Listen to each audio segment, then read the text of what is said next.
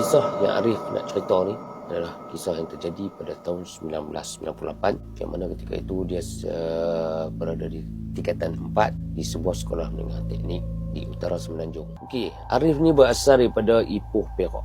Inilah kali pertama yang dia untuk berjauhan dengan keluarga dan tinggal di asrama.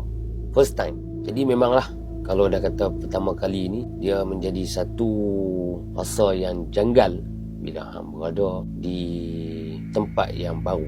Bukan senang nak ataupun nak sesuaikan diri dengan suasana yang baru, sebab aku pun pernah mengalami juga keadaan demikian. Tapi demi pelajaran, Arif kena korbankan banyak benda. Entahlah, duduk asrama ni bukan boleh senang-lenang.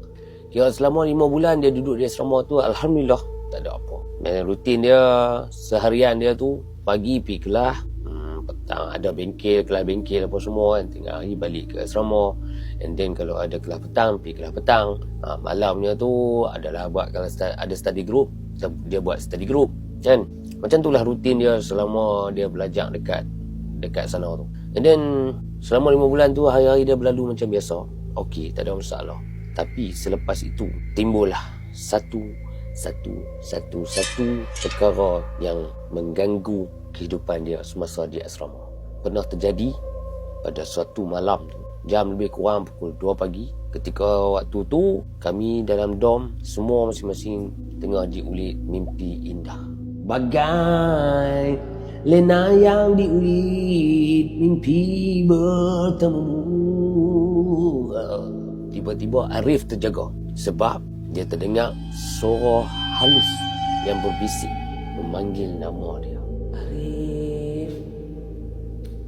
Arif.